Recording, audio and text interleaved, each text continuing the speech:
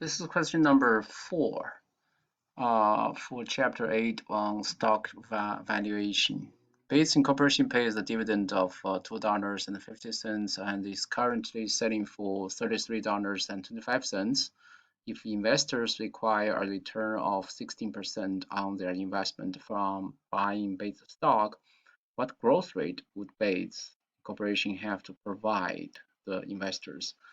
So for this question, you can have multiple ways to solve for the same answer. Here, I just want to use Excel and the solver function in Excel in order to get the answer. So first, let me put down the information into my Excel worksheet. First, the $2.50 should be understood as D0, right? That's $2.50. And so that means it's the current dividend. It's not the expected dividend. Remember, for the valuation formula for the stock, what we need is the expected dividend for the next period. So but how do we get the expected dividend? Then we will need the growth rate. But then how can we get the growth rate? That's actually what the question is asking us. So here, to demonstrate the so-called in this goal-seek function in Excel, let me just put down any random number. Okay, so suppose it's 30%. And later on, I explain how this works. But for now, let me just assume this is 30%. So given that the growth rate of dividend is, maybe this is too high, so I need to make sure this is actually below the required rate of return of 16%. So let me assume actually this is 10%, just to make the calculation easier. So now I can calculate my expected dividend for the next period, right? So that's going to be the current dividend times 1 plus this growth rate. Again, this is just an assumed number. But I want to remind you that the only assumption I made so far is the growth rate. All other numbers are either given or are calculated based on the given numbers and the assumed growth rate, like the D1 here. So continue the setup. The price, we know the price is $33.25.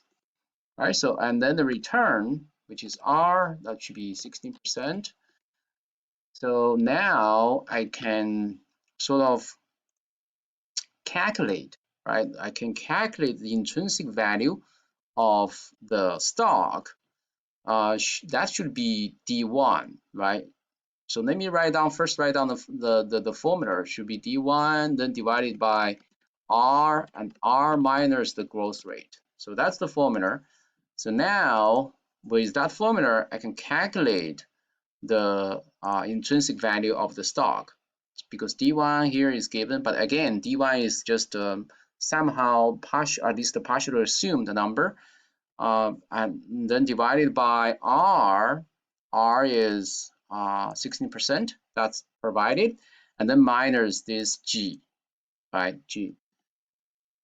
So obviously you can see that the intrinsic value given all these numbers and the assumed growth rate of G, it's $45.83. But the equation we need to the equation which must be met is that this intrinsic value of the stock needs to equal to the price of the stock, right? If the market is efficient, then the intrinsic value of the stock will be traded, the price of the stock will be traded just around this intrinsic value of the stock. So the formula or the equation we can generate, which can be generated from this question, is that P minus V must be equal to 0.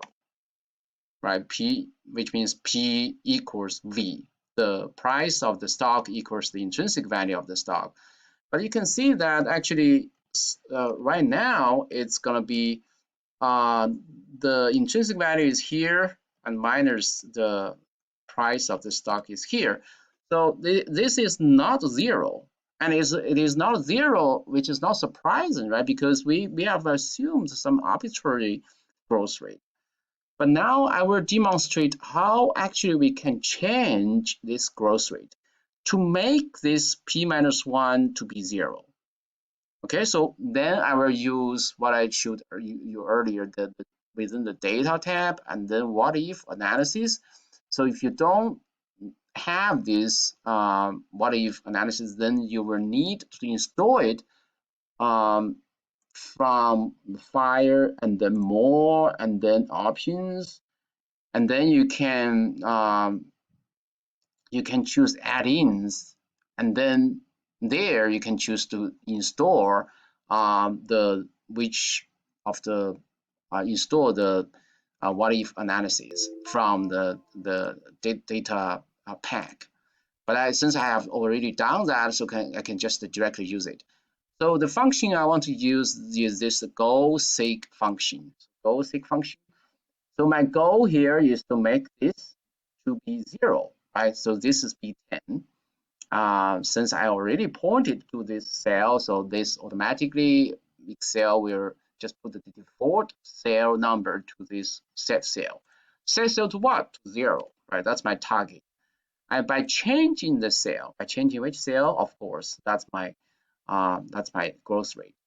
So now you can see that the whole thing will change, but I still need to make sure this will be kept to the required number of decimal places. This is to be in percentage format and round to 2 decimal places.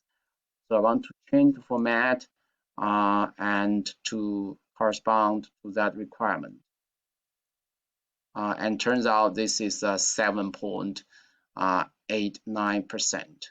So I just put that back and to check whether my answer makes sense, and check my answer. Good job.